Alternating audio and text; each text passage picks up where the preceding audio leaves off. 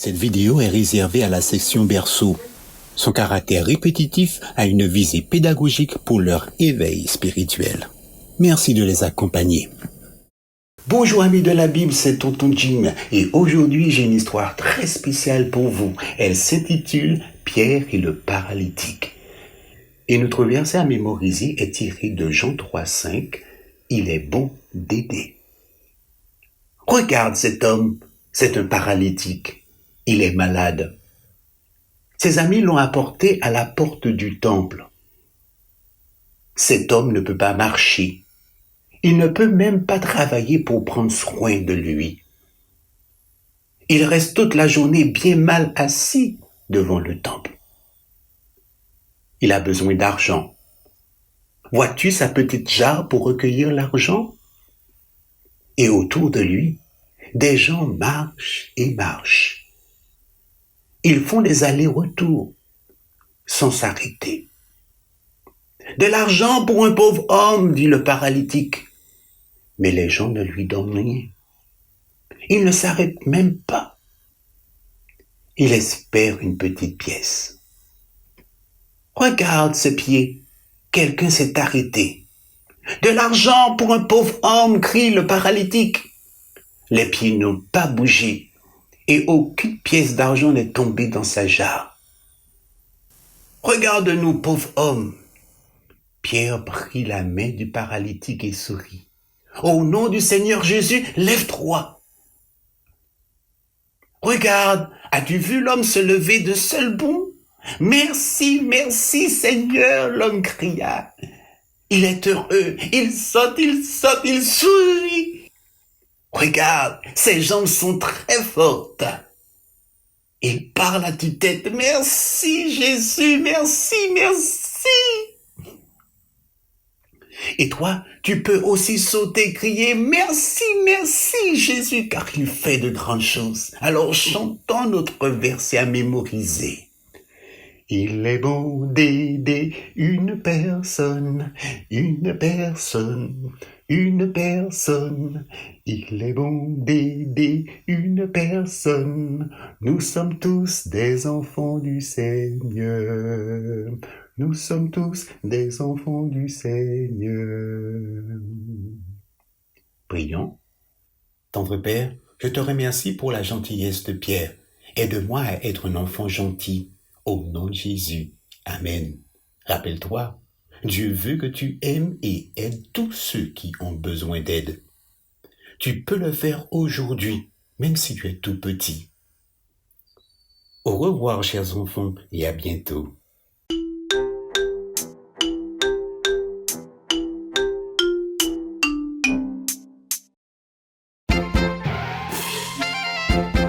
Chers amis, bonjour, c'est Lorena ici et aujourd'hui nous commençons un nouveau trimestre.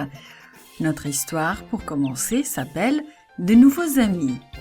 Le verset mémorisé dit comme ça, « Ils mettent tout en commun » et il se trouve dans Actes 4, 32. Notre message nous dit que les enfants des dieux partagent ce qu'ils ont. Aimes-tu recevoir des invités à la maison pendant le sabbat? Tu sais, il y a longtemps, quelques personnes voulaient en apprendre davantage sur Jésus.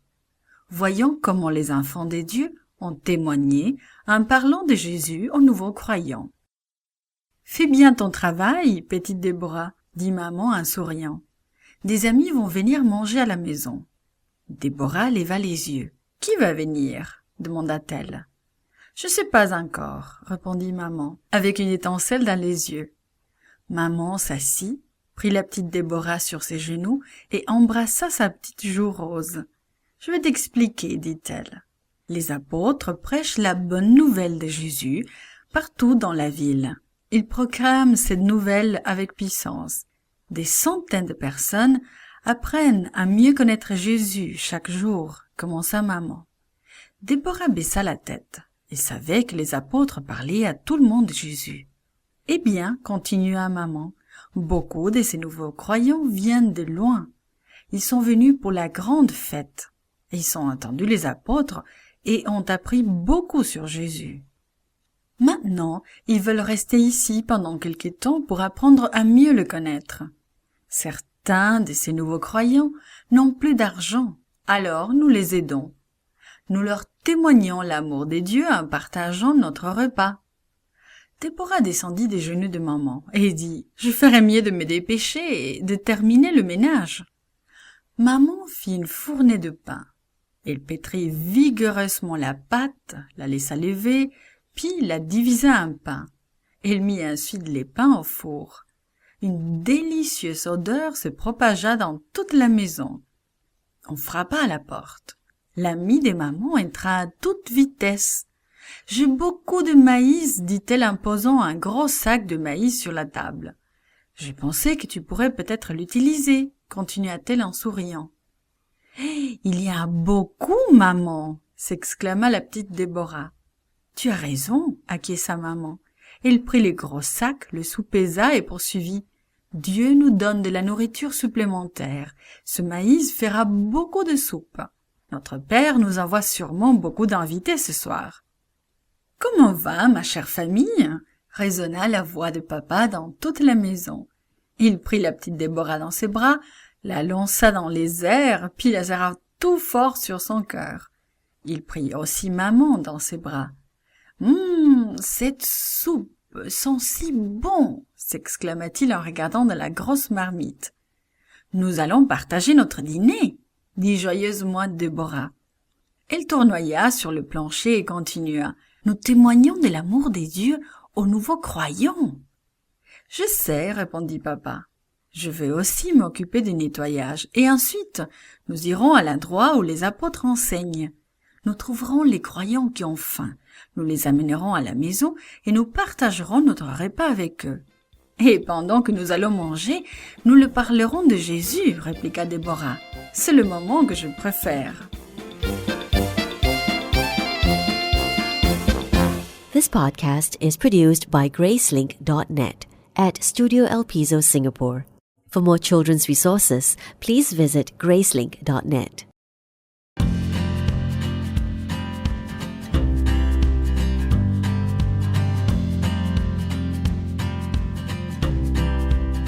Bonjour, c'est Virginie. La leçon d'aujourd'hui a pour titre « Les femmes prennent les choses en main ».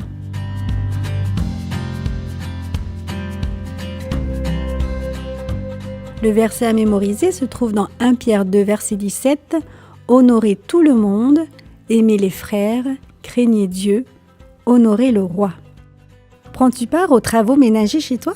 Tes parents te demandent-ils de faire certaines choses? Eh bien, Dieu a aussi du travail pour chacun de nous. Cependant, il ne nous demandera jamais de faire des choses au-dessus de nos forces. Faisons connaissance avec une personne à laquelle Dieu a donné une mission spéciale. Dieu donna à Déborah une responsabilité toute spéciale, conduire Israël. C'est un travail très difficile, crois-moi.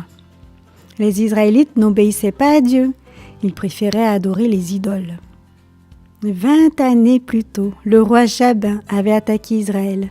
Victorieux, il avait réduit les Israélites à l'esclavage.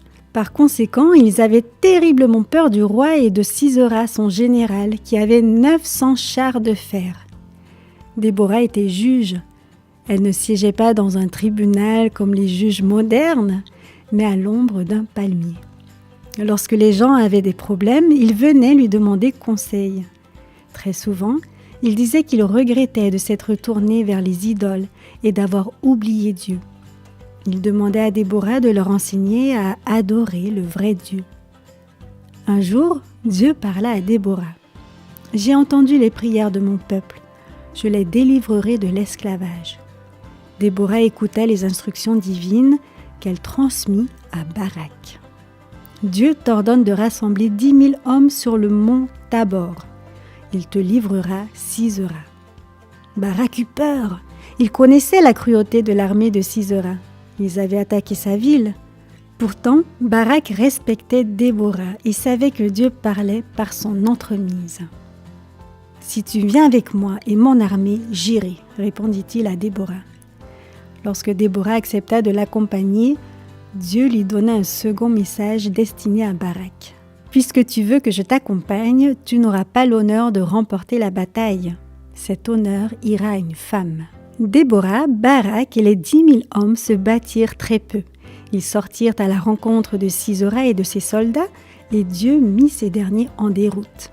Ils abandonnèrent leurs chars et s'enfuirent. Barak et ses hommes les rattrapèrent et les tuèrent tous. Mais dans la confusion, Sisera réussit à s'échapper.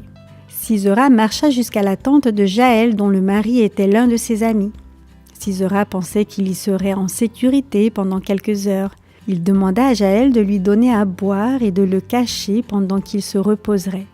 Jaël savait que Sisera était méchant et elle le tua pendant son sommeil. Et c'est ainsi que la prophétie de Déborah s'accomplit. Ce n'est pas Barak qui tua Sisera, mais une femme, Jaël. Dieu place dans son Église des dirigeants très différents les uns des autres. Il emploie des hommes et des femmes, des jeunes et des moins jeunes, des riches et des pauvres. Les enfants peuvent aussi être des leaders pour Dieu. Il est écrit dans la Bible qu'au ciel, un petit enfant les conduira. Nous devons écouter les responsables que Dieu a choisis. Ainsi, nous pourrons recevoir toutes les bénédictions qu'il nous réserve. De plus, lorsque Dieu nous demande de faire quelque chose, ne voulons-nous pas être prêts à lui obéir ?